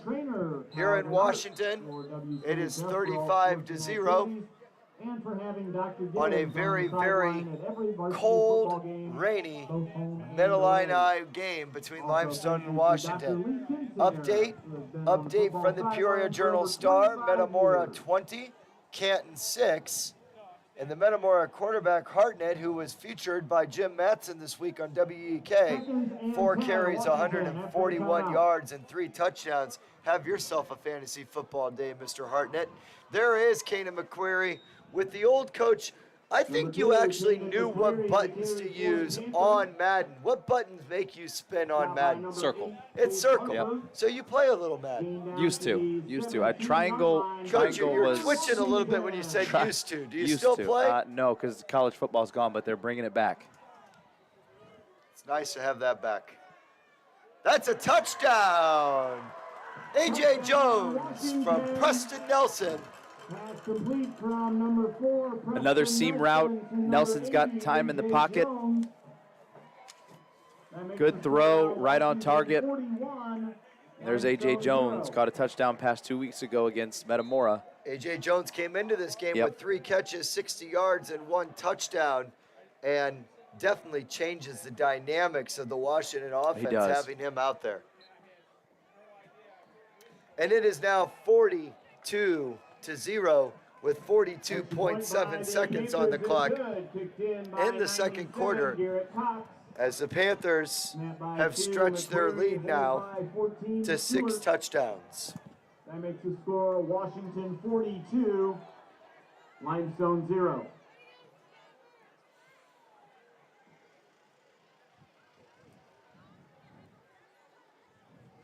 In a game like this, when the lead is at hand, 42-0, and your Coach Crouch, Coach Stevens, your Coach Wisher, Coach Garcia, your Coach Davis, you're looking out on the field, opportunity now to begin to play seniors that might not play as much, juniors that you expect to play, and then possibly sophomores that you want to see in extended roles? Absolutely. This is a good time to get your young guys out there, get them some playing time, get them some experience moving into next year. Coach, we need to talk to Mo Dahm about the technique of the cheerleaders and their push-ups. For those of you that don't know the tradition, the cheerleaders do a push-up for every score that Washington has put up. So they are currently putting 42 push-ups up. These would be unacceptable in the Washington basketball weight room. Tackled by 83, Timmy Smith. But I don't know if I could do 42 push-ups. I think you could. I could? Out to the 12-yard line. We're joined in the booth. Well, not really, but walking up the stairs, former basketball player Brian Tye. Good to see him. Works for Uftring. Uftring does so many good things for the community here. We've got a ton of just great businesses around us, from Titan Industries to Teamworks to the city of Washington does so much for us. Uftring, of course. Yep. All of these corporations help so much with Washington basketball, Washington football, Washington sports, everything at the high school. It's just a good community and a fun night here. Homecoming always is. Sadly, the weather is not quite cooperating with us here on this homecoming Friday night. Coach, are you going to be at the dance tomorrow? Do you plan I will on? not be there. You will not be Nope. there. Me either. Don't know exactly what I'll be doing, but I am busy. I do have plans. I don't know what they are, but I do have plans tomorrow night. We'll have to talk to the production crew to see exactly what they're doing for homecoming. And that is going to wrap up here the first half of football as the Panthers are going to go into the Pantherplex up 42-0 over the Limestone Rockets. Ladies and gentlemen, we are going to take a brief break. Our man, our production man, our producer, Alex Calhoun, is going to fade right now to his screen. We will be back in about 10 minutes to join you. Thank you for joining the broadcast. We look forward to being back.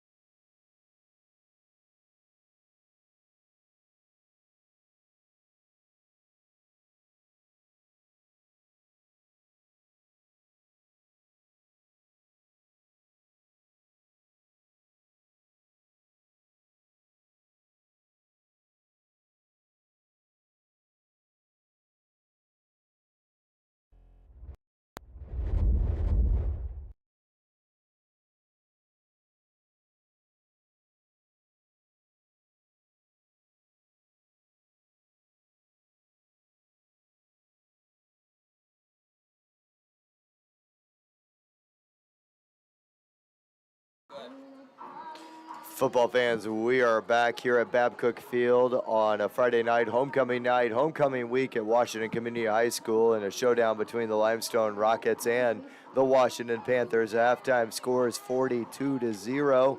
The Panthers and the Rockets have both come back out on the field. I'm joined by Blake Bauer. This is Eric Schermerhorn. We are all volunteer crew with a high school crew that is as good as it gets here on a Friday night, giving up the homecoming, sitting in the student section, having a blast with their buddies. They're up here in a press box working. Alex Calhoun, the producer, Tyson Lehman working the camera, and Ethan Perry, who should have been and unfortunately was unable to be out there on the football field with the marching band due to the weather. He's up here working the camera. Coach, let's go talk football. Yeah. You've got a breakdown of some things that you were talking about off mic. Let's start first with Washington. What did they set out to do, and did they accomplish it? They wanted to come out and run the ball, and they sure did that. McQuarrie with great vision, patience, but we all know that that's set up by the offensive line. They had great push. They created those big holes. They're blocking downfield, and let's not forget about the wide receivers on the edge doing their jobs too and blocking on those long runs. Defensively, I thought our line was stout. I thought we were in the backfield. We created turnovers, and we put a lot of pressure on their quarterback, which forced him to have some errant throws, high, low. He could never get a good rhythm. How about Limestone, Coach? We really were impressed with the coaching staff. A lot of heart, a lot of soul. They talked a lot about bringing Limestone football back. They talked a little bit about how the last couple of years, just a lot of good kids, but they've struggled in the win column. Yep. What did you see out there in the first half? I think you saw a team that had a little bit of fight. What they need to do, though, is with Bieneman, if he's healthy, right, because he got injured in the first half, if he's healthy and back out there, they've got to get him more time.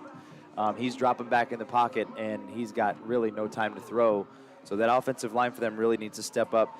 And then you got to get some more production out of your D-line, getting McQuarrie, before he gets 10 to 15 yards downfield. And then, again, find a way to wrap him up. McQuarrie is moving his feet. He's churning hard, and you've got to find to get some contact in the backfield, not 10 yards down line. A Mid-Illini showdown against two charter member schools. Mid-Illini created in 1982. Washington, a rapidly growing high school, almost 1,600 students now. Limestone at 930. Coach, while we're talking football, we're at a football game, we do want to take a brief moment. We know that there are sports fans all around out there. A moment that is near and dear to our hearts, and that is November 22nd to November 26th. Well, Washington High School has been able to host a basketball tournament for the last 17 years. It was originally called the Tournament of Champions. Sadly, we lost Coach Brown in June of 2019, and we immediately renamed the tournament the Kevin Brown Memorial Champions. You've been with us now, Coach, since 19. Yeah. It's now 2022. Listen to this year's field. Of the top 10 players in the state of Illinois, 7 of them will be in Torrey Gym from 11:22 to 11:26. Looking at Jeremy Fears, Joliet West, Owen Freeman, Moline, James Brown, Chicago St. Rita, Morez Johnson, St. Rita, Melvin Bell, Chicago St. Rita, and then Jeremiah Fears, Joliet West. 7 of the top 10, but it gets better. 11 states represented, 10 top 100 nationally recruited players are coming to the TOC, including arguably the deepest field of teams we have ever had from a sheer talent. The place to be is Torrey Gym. Oh, it's going to be electric. It's going to be on fire. If you want to see good basketball, be in Torrey Gym from the 22nd to the 26th of November. Over 70 NBA players have played in Torrey Gym in the last 17 years. 4 number 1 draft choices overall. 4 NBA draft choices last year alone. We are predicting, and we, of course, being Sean Powell, the man that gets these teams to come to Washington, they're predicting about 7 to 10 potential NBA players in this field alone. Spectacular indeed. Let's get back to football, though. A lot of multi-sport athletes out there for both teams. Coach Schmeider was a wrestling coach. We noticed on the roster there's a lot of wrestlers out there. There is a lot of tracksters on this Limestone team. Limestone, a track powerhouse in the Mid-Illini. And we know Washington. We know what they are about. We know that there's a lot of football players, obviously, basketball, wrestling, baseball, track, a lot of multi-sport athletes out on this field. There is the kick. The second half has started, and the return is A.J. Jones. That's the freshman, and he is still on his feet, a difficult guy to bring down. Last year he played for Washington Middle School and brought home a state championship for the 8th grade boys basketball team at Washington Middle School along with his teammates, and now he finds himself out here on a Friday night playing against 17, 18-year-olds. It's a big adjustment, It's a big Coach. adjustment. It's a totally different world out here, but he has adjusted well, and he's putting his mark on this season for the Panthers. He's doing a good job.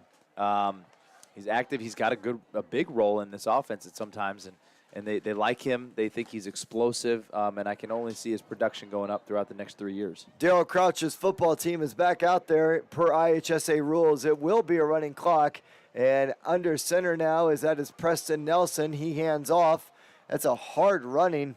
Number 25, Jacob Walker. The carry for the Panthers. So the Panthers are going to go do some work now, as this clock is already at 10:45. We are expecting, in talking over halftime, we're expecting to see some new players out here. That was Jacob Walker. He went to junior high at D50. His dad was on the 85 state football team here at Washington. His dad also ran track. So Jacob Walker is got it in the DNA to be a football player. That 85 team, we've heard a lot about them. This is Preston Nelson scrambling out. Probably going to be a holding call as he throws that ball down the field.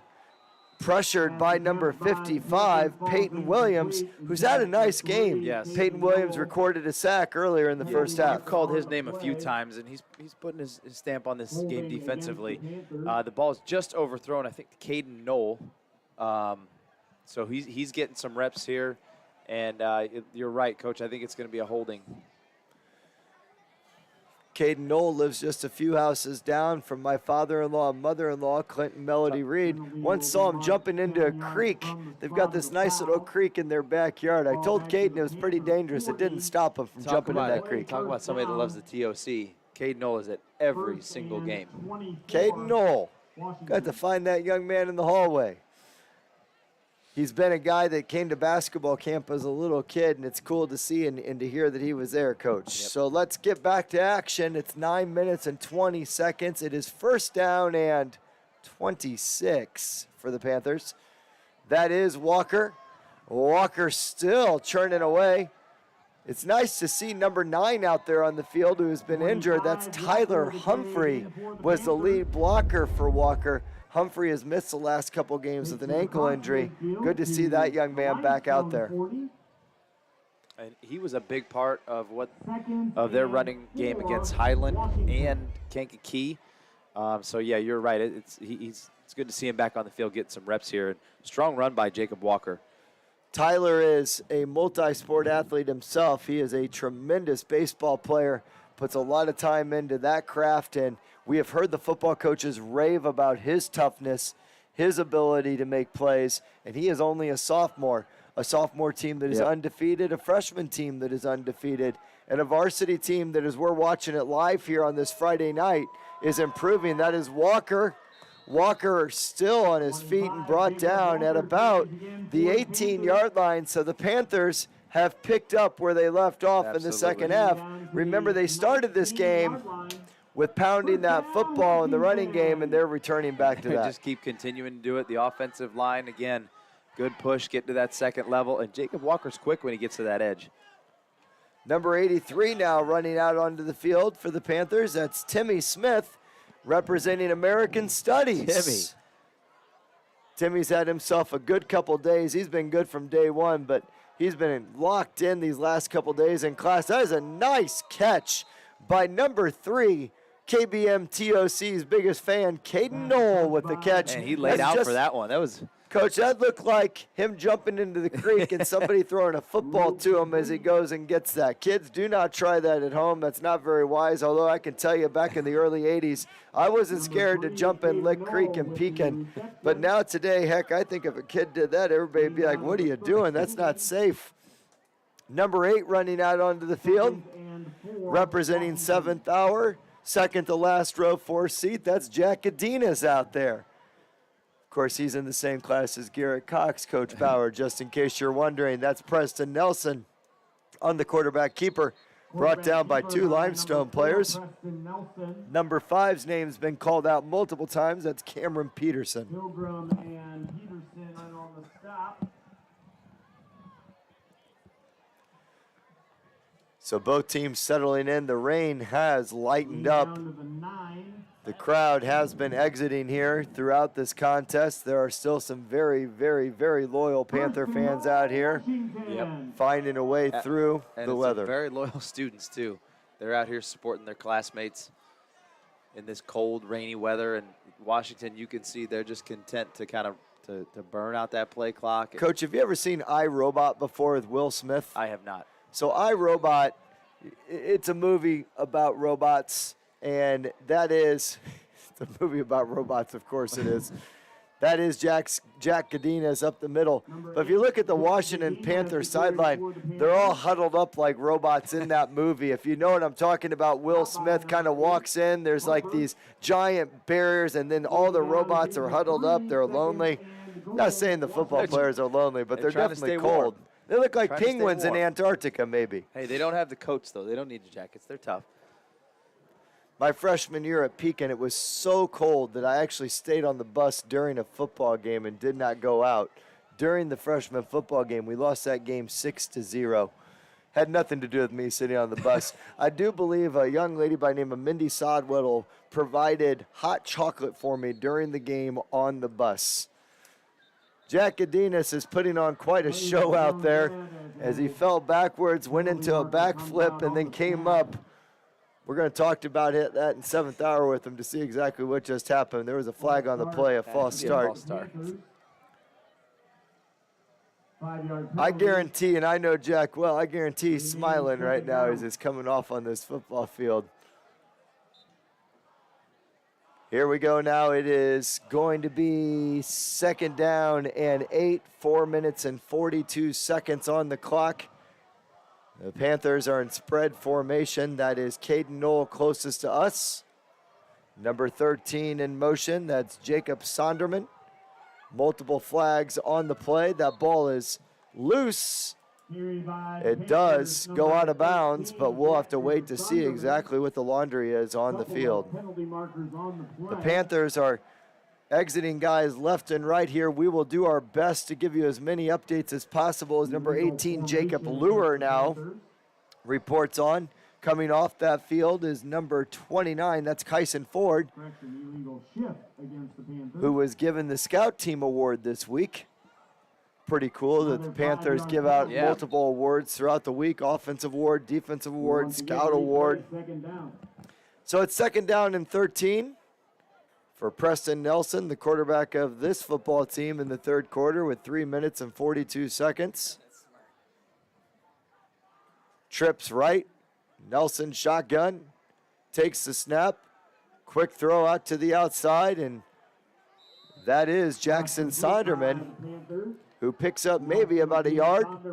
This is going to bring up 3rd down and 13. Coach, on that particular play, a quick pass out to the right side of the field. Wide receivers allowed to engage after the completion. They cannot engage before the completion. Is that correct? Can a wide receiver engage while that ball's up in the air? Would that be... Do you understand what I'm asking you there? I saw both of our wide receivers hit that guy block immediately. Yep. They can block. Yep. Even when the ball's in the air? Yeah, that's like it's a run play pretty much. Just extended out to a pass. I mean, Preston Nelson out to the left. He throws into the flat. That's Sonderman again. And hit hard by number 20 on the play. Jacob McBride's had a nice night for the Limestone Rockets with 2 minutes and 35 seconds left. 42-0 in this Middle Illini tilt. It'll bring up a 4th down and about 6 for the Panthers.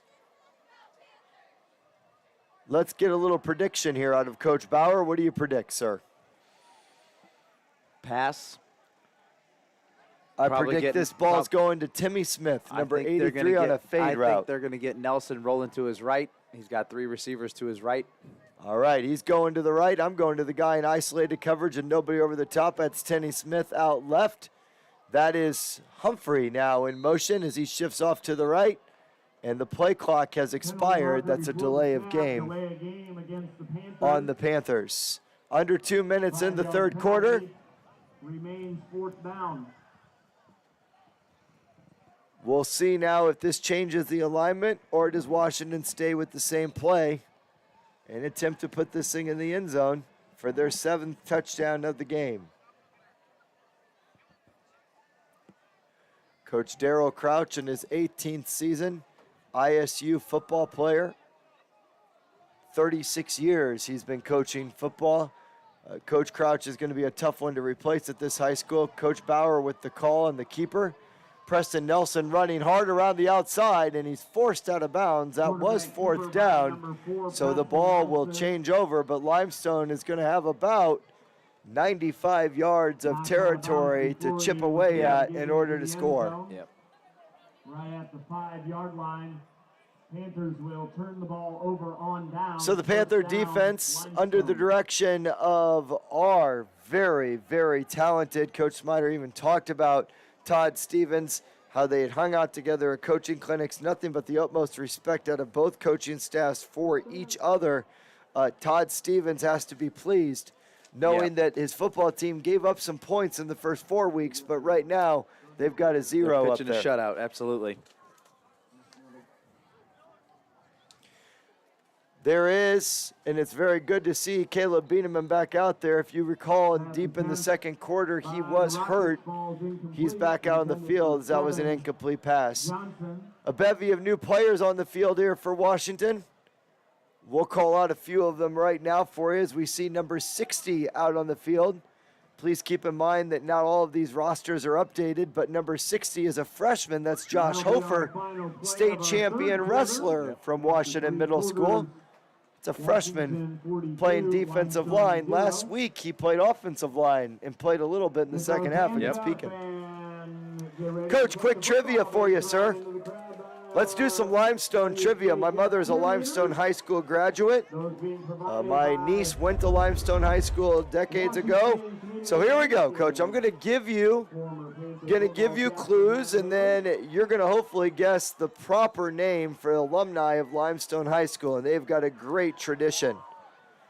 1984 Olympian, drafted by the St. Louis Cardinals. First round draft choice, number 7 overall. Big league, Major League Baseball pitcher. Went to Bradley University. Last name Dunn. That's awesome, Coach Bauer. Nice work. First name, no idea. Ladies and gentlemen, he is flying blind up here. He did not know that. That is legendary Limestone grad Mike Dunn. I've seen it in the paper before, and so I've seen some things about Mike Dunn. And the name Dunn is synonymous with great athletics at Limestone even today. All right, Coach, we got time for one more here. Illinois Central College baseball player. Limestone High School multi-sport athlete, including basketball. 13th round pick in the Major League Draft. He won the Roberto Clemente Award. 612 Major League Baseball home runs, Coach. Coach Bauer, this is a legendary Limestone. Jim Tomey. It is indeed Jim Tomey. Very good. Doing pretty good tonight. You are doing very well. Jim Tomey's brother, Randy Tomey, Washington. Washington man, lives right here in town. So this is 42-0, 12 minutes. We're in the fourth quarter. 2nd and 12 for Bieneman and the Rockets as they look to march down the field here in the fourth quarter. That's Eric Doldry in there on that tackle, the big fella, along with a bevy of Washington Orange. This will bring up down 3rd and long. And they are right up on that goal line, going the wrong direction. Let's see if Limestone can create a little space here. 3rd down and 14.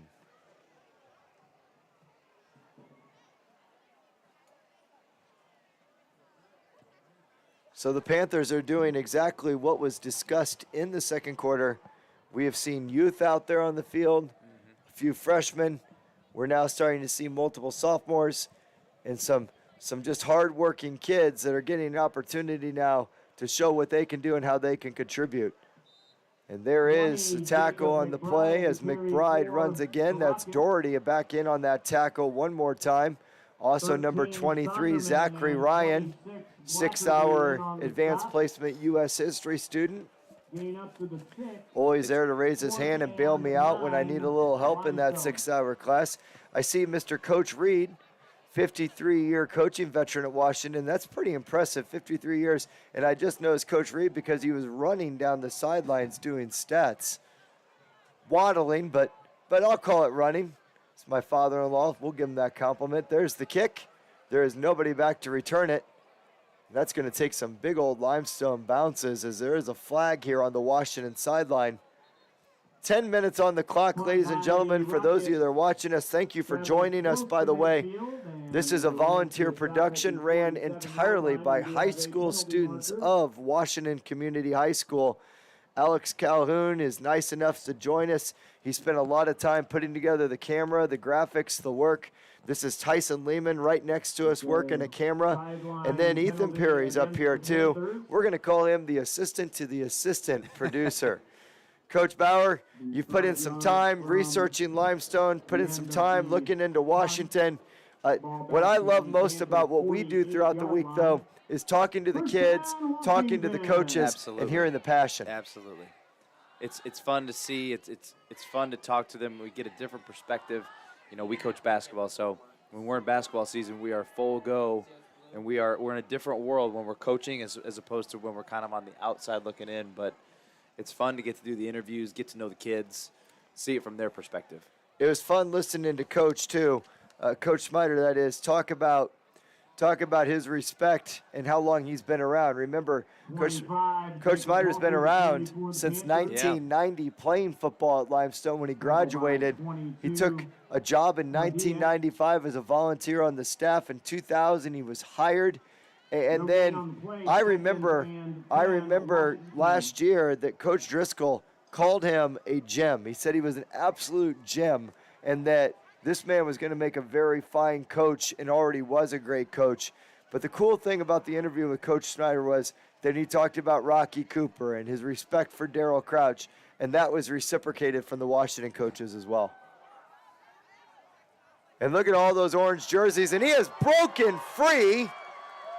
D50 graduate turned Washington High School touchdown running star. That's number 25, Jacob Walker.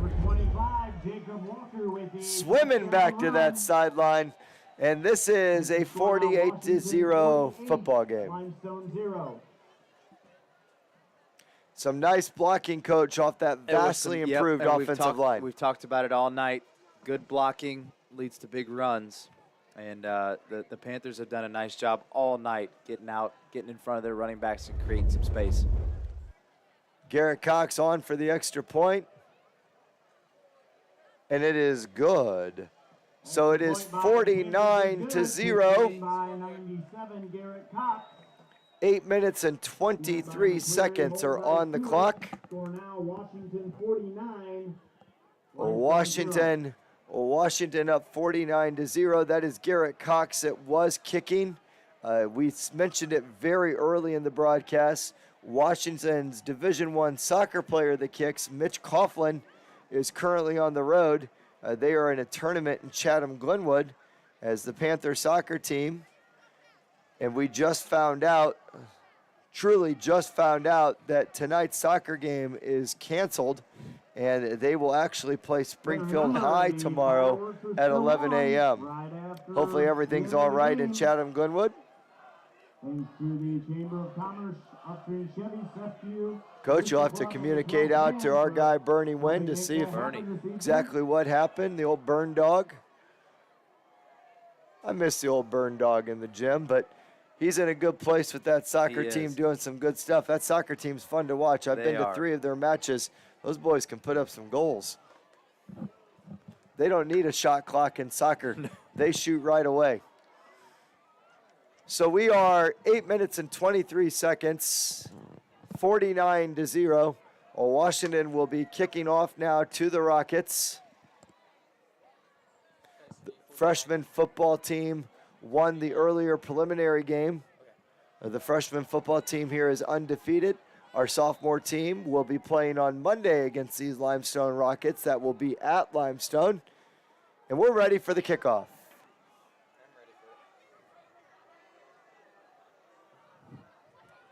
And Cox kicks it. Limestone will return it. Still on his feet and brought down violently, as that was. Kick return by the Rockets, number 34, Number 34, Connor Pilgrim, who we know that name. Yes, we do. Coach talked a lot about Connor Pilgrim and how much he loved watching this kid play football. He used the word old school. Yeah, and you could tell Coach thinks very highly of him. So Connor Pilgrim is also that young man, class officer, a basketball player, and out there they're returning the kick. And what Coach talked about was he's a strong middle linebacker and can make some plays on that defensive side of the ball. So Biederman steps back, quick throw, quick drop, and that is out to number 8, as that is Jace Harper. Jace Harper on the catch, and he's wrapped up. It'll be second down and 4. Jacob Lure. Gain up to the 38, second and 2, Limestone. Second down and 2 for Limestone. Ball on their 38. A running clock in this second half. As the Panthers are lined up in man-to-man coverage. 2 wide receivers nearest us in the press box. Quick pass out to Johnson. And Johnson's still on his feet and fights for the extra yards. That's a first down for Limestone. Jack Godinez was in on the hit, along with number 23, Zachary Ryan. First down, Limestone.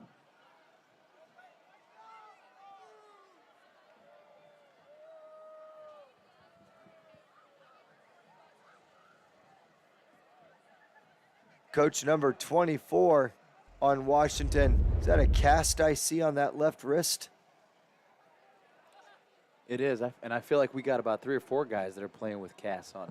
Did you ever play as a quarterback? Probably most likely not. With a broken wrist. I know Eli Bear played with a broken wrist. Cash Wisher had a broken wrist. It looks like possibly speculating that Nathan West, that's number 24, is playing with some sort of cast on. That's some tough kids out there to play with an injury such as that. So we have got now first down and second down and 10. Ball on the 44. That clock is running nonstop as it's 5 minutes and 35 seconds. Johnson nearest us. Biederman, the quarterback still. Take a look at that D line to see what kind of pressure they get. That's a nice ball right over the middle. And a nice catch, again, by number 8. That's Jace Harper. His name's been all over this broadcast. A lot tonight. You can see when the quarterback Biederman's got some time and he can kind of get settled. He's got a good arm and he's accurate. But the Panthers have just made him uncomfortable tonight, and that's why you've seen some errant throws from him. But when he gets comfortable, he can sling it. Coach, as a former quarterback, I can't even imagine. I watch NFL football. I watch college football nonstop. What's that like in the pocket when it's collapsing on you? Is it just instinct? Is it something you can work on in practice? Do they do drills for this? You can drill that. Some of it's instinct. A lot of it's, you just. That's number 20, Jacob McBride. Waiting for the play to get over. Yeah, you could drill that. Some of it's instinct. A lot of it's just, getting comfortable being in that pocket. Because sometimes you might feel like it's collapsing, but you've got more time than you think you do. Is there communication that happens inside the pocket? Do offensive linemen have things that they yell at their quarterback if they get beat? Or is it just simply, you got to know it's coming, it's in the moment, get the pass off? Yeah, I mean, they know their job. They know what to do before. So they have their pre-reads on the snap, their pre-snap read, and that will indicate to them how they block, the shift right, the shift left. That is number 5 for the Rockets, Cameron Peterson. On a quick handoff. Checking in now for the Panthers, Number 95, Jackson Wind, is out there on the field. It's nice to see some kids getting some playing time that, you know, generally don't get on the field. They practice hard all week too, and I feel like that the time they get is earned. You know, they earn that throughout that week. That's another broken wrist, by the way, that just made that tackle. That was number 27, Brady Fenn. Although I don't think I saw a cast on his wrist, so that must have come off either last week or early this week. Shotgun 3rd and 6, 3 minutes on the clock. Biederman has really settled in now, and we're seeing exactly what the Limestone coaching staff talked about. He's got a nice arm. They talked about his high IQ.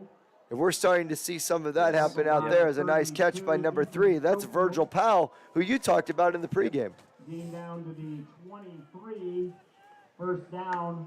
Powell had a touchdown reception against East Peoria, as did Johnson. And Biederman had himself a scramble for a touchdown. So it is first down and 10, 2 minutes and 30 seconds, 49-0. Washington attempting to hold on to the shutout. Limestone doing everything in their power to get rid of that 0. And we have a penalty on the play. Play is blown dead. Penalty marker flies. We'll wait for the call here on the field. The referees are communicating with each other. And it is a false start by the Rockets as we have now fallen under 2 minutes on the clock. First down and 15 for Limestone. This is going to put the ball on about the 28-yard line.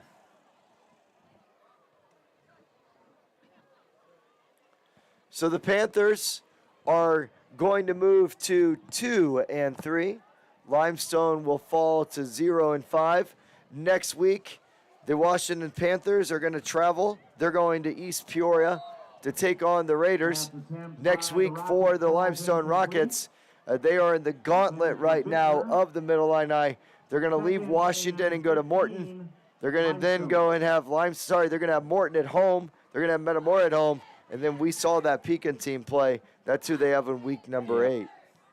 Tough 3 weeks coming up for Limestone, but you know, hopefully they can find a way to get back to practice this week and put some things together and start getting better and start improving. Oh boy, that ball is picked up, and that is a turnover by Limestone. The ball was snapped. The quarterback was in shock. Yeah, the quarterback did not know that the ball was snapped. That. We can tell you this, though, the Washington football players were watching the ball ready. Because as soon as that ball was snapped, the Washington football team just took off after it. Limestone was stunned. That is going to be most likely our last play of this football game. As Coach Crouch is talking to his team on the sideline, Limestone is out on the field. There is 23 seconds left on the clock. The play clock has just started, and that will be the last play of this homecoming Friday night football game. Football fans at home, football fans at Limestone, and Washington fans right here, we appreciate your time, your energy to join us here. This was a game of student athletes. We appreciate the fact that you joined us on this stream. To our production crew, great work, men. Coach Bauer, thanks for joining us. Your last thoughts. It was a good night. Washington came in wanting to run the ball, and they did that tonight. Big step forward this week. Now they got to take another big step next week at East Peoria. Limestone, good luck against Morton. As for the Panthers, off to East Peoria we go. Signing off. See you next week. And our next home game will be a couple of weeks from tonight, where we will